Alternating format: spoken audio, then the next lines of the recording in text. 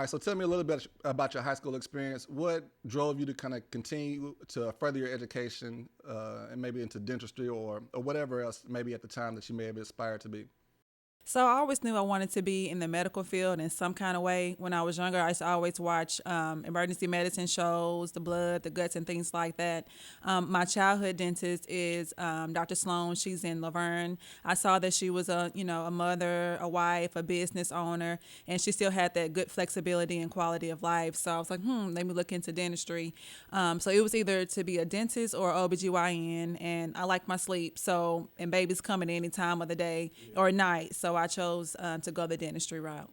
No, definitely. That's interesting. So, I guess in your high school career, you're noticing these things from this particular dentist. What was her name again? Dr. Sloan. Sloan. Okay. With Dr. Sloan, what kind of gave you, okay, this is the kind of lifestyle that I would like? What gave you that indicator, I would say, or what Well, made you notice that, hey, this is the kind of life that I would live?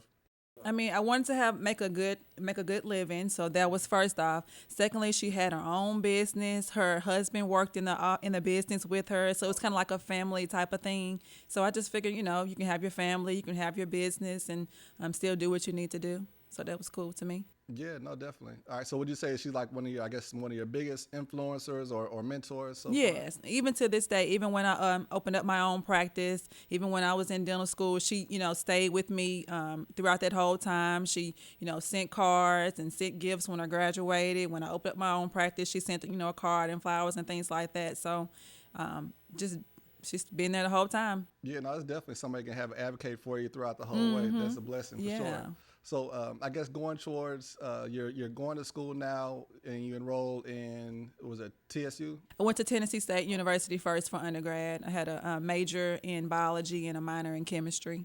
Okay, so at that particular time, you've already known you're going to go to dental school. I'm in Tennessee. I'm going to do this. I did. Tennessee State, and then I'm going to go to dental school. So dental school, I know we have some options here, but you actually went to Louisville. What kind of attracted you to go to Louisville School of Dentistry?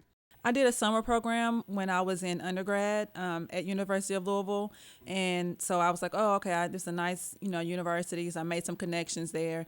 Secondly, I'm from Nashville, so there's so many different distractions and things like that, to kind of keep you deterred, and I didn't want any distractions. I knew, dental school was going to be tough, so I went that route. Definitely. No. Well, speaking about dental school being tough, I guess what were some of the obstacles or barriers that you may have had to face? Man. That or like some big call outs that you could maybe share about your experience and maybe give a best practice for somebody along that way, just from one of your experiences.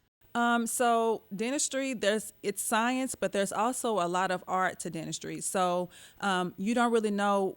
I didn't really know how much it was required with my hands, So the science part, the learning the material, the brain part, I had that down packed. But I had to learn how to use my hands, make my hands do what my eyes would see. So it's a lot of art to dentistry. You had to learn, literally, our first year in dental school, we had like a little peg of wax, and you had to melt wax and build it up to make it look like a tooth that's in your mouth, like shaving, carving, all that kind of stuff. That didn't come naturally for me. So I had to, learn how to do that. The brain stuff, the learning the science and all that kind of stuff, that came natural for me. But that hand-eye coordination and being an artist, I mean, it definitely was something I had to learn. We normally break down dentists like den and then the dent and then the is, because artist is. Okay, dental is an art. You are an artist because you have to make things look in the mouth like it's really supposed to be there, and you do that with your hands and looking through mirrors and microscopes and having to look but move your hands to what your eyes see. So it was definitely a learning curve for me there. Yeah, no, for sure. So I guess what kind of helped you out throughout that process? Was it like a special technique that you learned? Hours in the lab, Okay. spending hours and Consistency. hours, and I mean hours in the lab. Like I would, study for my test, and everything was good like that. But the dental lab was open 24 hours, so I would go home. Actually, I wouldn't go home. I would bring snacks so that I would be in school all day. And then after school was over, I maybe had a snack, took a little breather, and then I would go to the lab and I'd pull out that wax and I'd be waxing teeth and looking at pictures of teeth and doing all that kind of stuff until everything looked right.